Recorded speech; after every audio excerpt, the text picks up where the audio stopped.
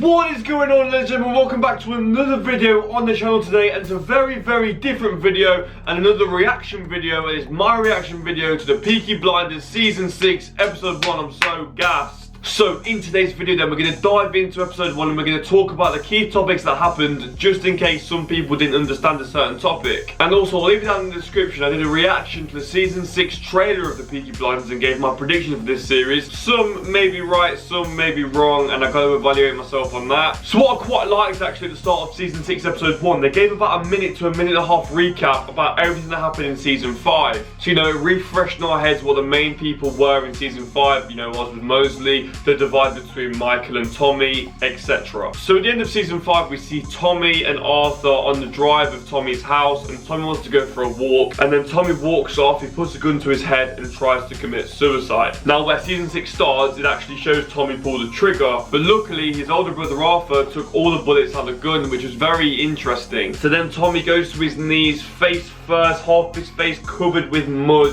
in Tommy's muddy field. It's the same muddy field where that scarecrow had the landmines on in Season 5. And also that imagery of him on his knees in the mud reminded me of the Season 2 last episode where Tommy nearly died, but then obviously the government saved him. So then obviously Lizzie, his wife, comes out and says Arthur took the bullets out, you're not even a soldier anymore, you're pathetic, you're a coward. It's just so annoying how they had to marry Lizzie and Tommy just because of the kid. Like, it just pisses me off. So obviously after seeing him try to commit suicide at the start of Season 6, it's quite powerful. And you know, when I was actually watching that for the first time, I was thinking to myself, please, can Tommy actually kind of gain his mental strength back, and please be the Tommy Shelby we all love and know from the previous kind of 3 or 4 seasons. So Tommy, as he does, eventually dusts himself off, he picks up all the bullets and then walks back to the house when we see a van with a white flag calling for a truce go by. And then for about 20 or 30 seconds the phone's ringing. It's got the most annoying ringtone ever, but it's ringing and ringing and ringing. It's not going to end until Tommy picks up. So the person who was on the phone was the Irish woman, the same woman at the start of Season 5 when she captured Michael Gray from the ferry, the same woman who belongs to the Irish Republican Army, and basically she was explaining that she was the reason the Oswald Mosley assassination the day before did not take place. She then went on to explain, and we saw Tommy cut them open. 3 body bags were in this truce car and they put them on Tommy's drive, and basically Tommy cuts all of them open to see who they were. So the first one was this sniper in the army, Barney Thompson. Obviously we saw him die. Second one, I'm really disappointed, my favourite character, Rama Gold. I still had hopes in my prediction video to still be alive, but you know, that's not the case. So obviously we see 2 people die in Season 5, but there were 3 body bags, and this was very interesting. Now the third body bag is where it gets interesting. It's a very obvious one,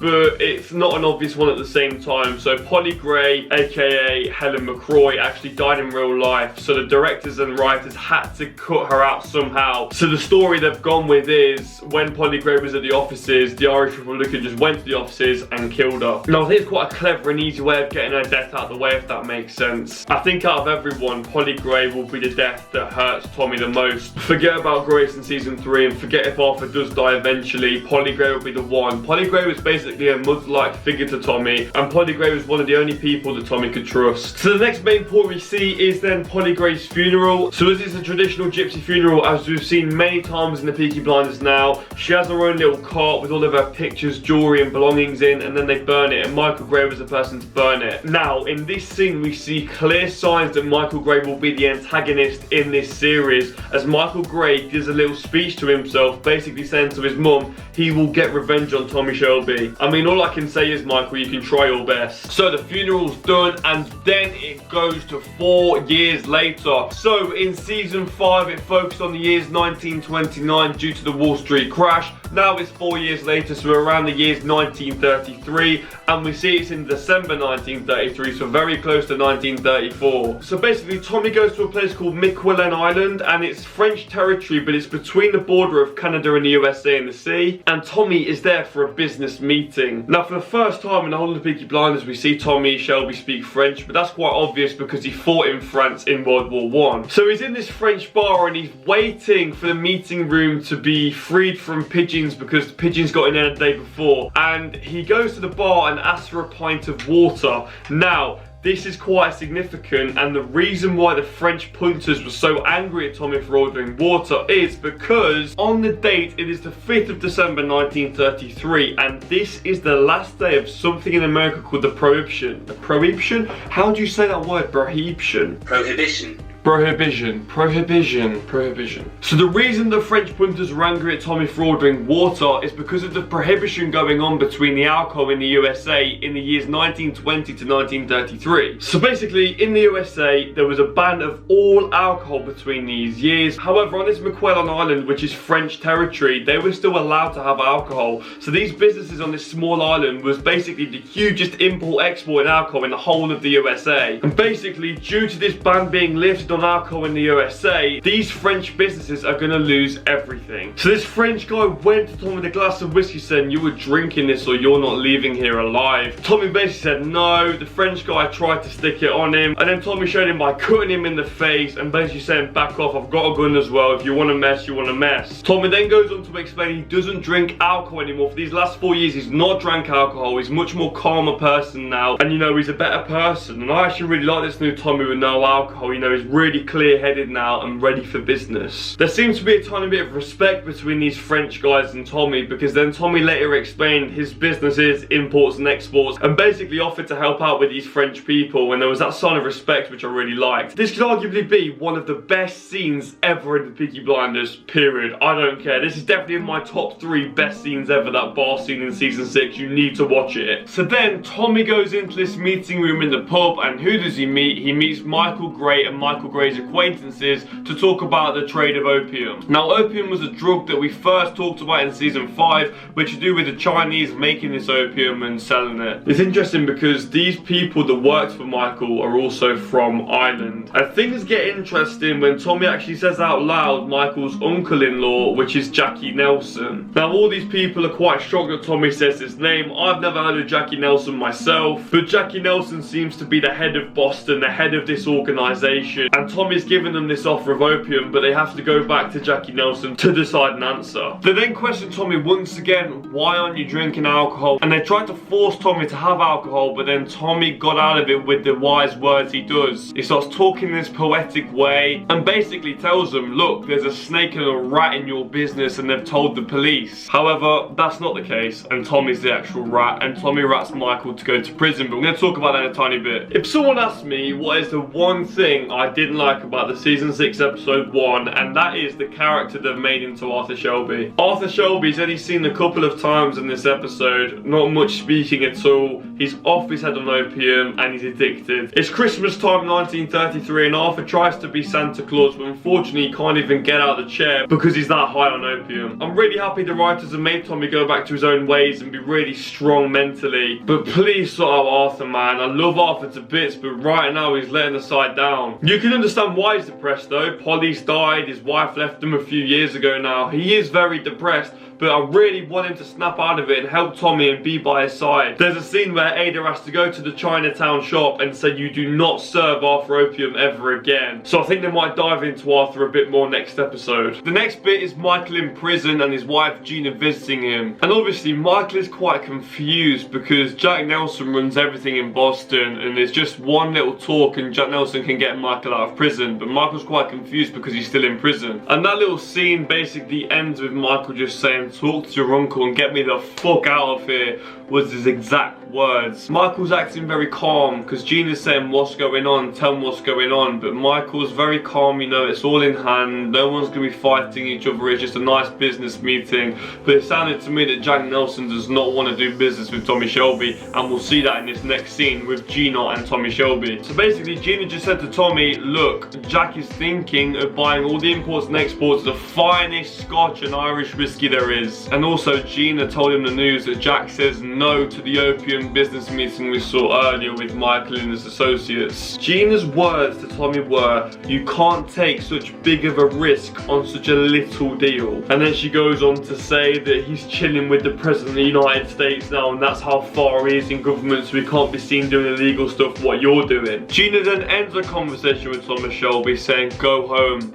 boy. Who does she think she is? Who the hell does she think she is? Go home, boy. That is one of the most disrespectful things you can say to Mr. Shelby. And when Gina thought the conversation was over, it was nowhere near over. Tommy gets out his cigarette. He explains to Gina that he was the informant. There is no informant in the organisation. Tommy was the rat. He ratted Michael to the police and has gave Uncle Jack a little predicament. Now this predicament for Uncle Jack, whoever you are, is if he releases Michael out of prison, it will look bad in the government. If he doesn't release Michael from prison, how will it look in Boston? Because obviously Jack is known from Boston and owns Boston. So it'll make Jack not even look that powerful in his hometown of Boston because he can't even get his nephew-in-law out of prison. So then Gina goes, okay, fair play, well done. I don't even care if you die or win, I don't care. Gina puts on a nice jazz music and Tommy's like, hang on, the conversation isn't finished. He turns off the music and says to her, if Jack doesn't accept the offer, he's gonna start selling to the Yeast Jews in Boston, and that is a very, very bold move from Tommy. Now, who is the Jewish family that owns the east of Boston? Of course, it's the Solomons. Welcome back, Alfie Solomons. We'll hopefully see you in episode 2. Tommy then went on to say, you know, if this deal actually does not happen, there'll be too much of a divide of power between the Jews, the Irish, and the Americans in the East, and that will cause very, very bad problems for Uncle Jack. So 2 more things that happened in the first episode of Peaky Blinders season 6. Now 2 more things happened in this episode, and this next scene is quite upsetting. It's basically Tommy and Lizzie's daughter Ruby